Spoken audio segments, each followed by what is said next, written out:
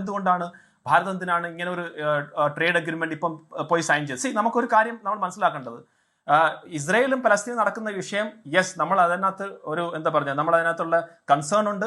നമ്മളെ സ്റ്റാൻഡ് വളരെ ക്ലിയർ ആണ്. ഇസ്രയേലിന്റെ രാജ്യം പലസ്തീനിന് സെപ്പറേറ്റ് ആയിട്ട് ഒരു രാജ്യം വേണം എന്നുള്ളതിനകത്ത് നമുക്ക് യാതൊരു കൺസേൺ ഇല്ല. പക്ഷെ നമ്മളെ സംബന്ധിച്ചോളം നമ്മൾ എപ്പോഴും നമ്മുടെ നാഷണൽ ഇൻട്രസ്റ്റ് തന്നെയാണ് മുന്നോട്ട് വയ്ക്കുന്നത്, രാഷ്ട്രഹിതം തന്നെയാണ് നമ്മൾ മുന്നോട്ട് വയ്ക്കുന്നത്. ഇപ്പൊ ഈ ഒരു എഗ്രിമെന്റ്, ഈ ബയലാറ്ററൽ ഇൻവെസ്റ്റ്മെന്റ് ട്രീറ്റി എന്ന് പറയുന്നത് ഇസ്രയേൽ 15 രാജ്യങ്ങളോട് നേരത്തെയും ചെയ്തിട്ടുണ്ട്. അതിനകത്ത് ഒന്ന് UAE ആണ്. അപ്പൊ UAE പോലുള്ള രാജ്യങ്ങൾ ഓൾറെഡി ഇസ്രയേലുമായിട്ട് ഇതൊരു സൈൻ ചെയ്ത് വെച്ചിട്ടുണ്ട്. അപ്പൊ ഭാരതത്തെ സംബന്ധിച്ചോളം ഏകദേശം $4 ബില്യൺ വരികയാണെങ്കിൽ, അത്രമാത്രം ഇൻവെസ്റ്റ്മെന്റ് വരികയാണെങ്കിൽ, അത്രമാത്രം തൊഴിൽ വരികയാണെങ്കിൽ, അത് നമ്മുടെ ആളുകളെ തന്നെയാണ് ആദ്യം ഏറ്റവും കൂടുതൽ ഹെൽപ്പ് ചെയ്യുന്നത്. അതുപോലെ തന്നെ ഇസ്രയേലിനകത്ത് അവിടെ ധാരാളം കൺസ്ട്രക്ഷൻ വർക്ക് തുടങ്ങാൻ പോവുകയാണ്. അപ്പൊ ഇവിടെ നിന്നുള്ള യുവാക്കൾക്ക് അവിടെ പോയി കഴിഞ്ഞാൽ അവർക്ക് ജോലി കിട്ടും. അപ്പൊ ഭാരതത്തെ സംബന്ധിച്ചോളം ഭാരതത്തിൽ വളരെ ക്ലിയർ ആണ്, ഭാരതത്തിലുള്ള ഹിന്ദുക്കളാണ് ആദ്യം ഫസ്റ്റ്, നേപ്പാളിലുള്ള ഹിന്ദുക്കളല്ല. ഭാരതത്തിലുള്ള മുസ്ലിംസ് ആണ് ആദ്യം ഫസ്റ്റ്, പലസ്തീനിലുള്ള മുസ്ലിം അല്ല.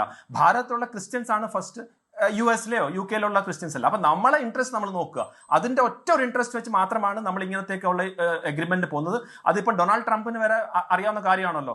നമ്മളെ രാഷ്ട്രഹിതത്തിന് വേണ്ടി നമ്മൾ ഏത് രീതിയിലുള്ള സ്റ്റാൻഡും എടുക്കും. അത് വിട്ടിട്ടൊരു കളി നമ്മൾ കളിക്കും.